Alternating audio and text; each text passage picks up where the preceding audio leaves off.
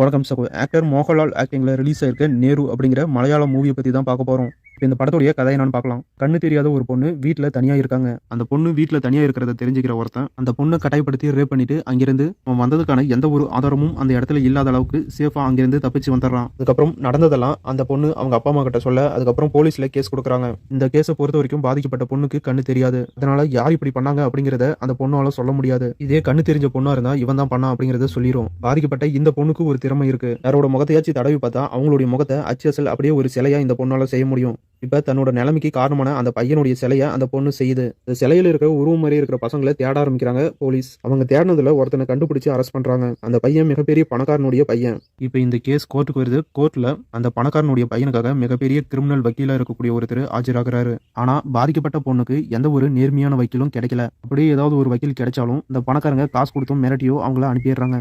வருஷ கணக்குல கோர்ட்டு பக்கமே போகாத நம்ம ஹீரோ மறுபடியும் கோர்ட்டுக்கு வந்து இந்த பாதிக்கப்பட்ட பொண்ணுக்காக வாதாட ஆரம்பிக்கிறாரு. இதுக்கப்புறம் நடக்கிற தரமான சம்பவங்கள் என்ன, பணக்கார பையன் தப்பு செய்யல அப்படின்னு இவங்க ஒரு பக்கம் இருக்கிற எல்லா ஆதாரத்தையும் அழிச்சு இவன் நல்லவன் காட்ட என்னெல்லாம் முயற்சி பண்ணாங்க. குற்றவாளி இவன் தான் தெரிஞ்சும் அவனை எப்படி கோர்ட்ல இவன் தான் உண்மையான குற்றவாளி அப்படின்னு நிரூபிக்க ஹீரோ எந்த மாதிரிலாம் முயற்சி பண்ணாரு. கடைசியில உண்மையும் நேர்மையும் ஜெயிச்சு அந்த பொண்ணுக்கு நீதி வாங்கி தந்துச்சா இல்ல பொய்யும் பணமும் ஜெயிச்சுச்சா அப்படிங்கறதெல்லாம் இந்த படத்தை பார்த்து நீங்க தெரிஞ்சுக்கங்க. ஒரு நார்மல் ஸ்டோரியை இப்படி கூட எடுக்க முடியுமா அப்படிங்கிற மாதிரி தான் இருந்துச்சு இந்த படத்தை பாக்குறதுக்கு. படத்துல எந்த ஒரு ஃபைட்டும் இல்ல, காமெடியும் இல்ல, தேவையில்லாத சீன், மொக்க காமெடி, ரொமான்ஸ் சீன் அப்படின்னு எதுவுமே இல்ல. கோர்ட்ல ரெண்டு வக்கீலுக்கும் நடுவுல நடக்கிற கான்வர்சேஷன் டிராமா சீன் தான். ரெண்டு வக்கீலும் மாறி மாறி வாதாடிக்கிட்டே தான் இருப்பாங்க. நான் ஃபுல்லா பேசிக்கிட்டே இருந்தாலும் நமக்கு எந்த ஒரு இடத்துலயுமே போர் அடிக்கல. இந்த அளவுக்கு போர் அடிக்காத அளவுக்கு அந்த கான்வர்சேஷனை ரொம்பவே சூப்பரா ஹேண்டில் பண்ணிருக்காங்க. அது மட்டும் இல்லாம படத்தை ஸ்டார்டிங்ல இருந்து எண்டு வரைக்கும் ரொம்பவே இன்ட்ரெஸ்டாவே கூட்டிட்டு போயிருக்காங்க.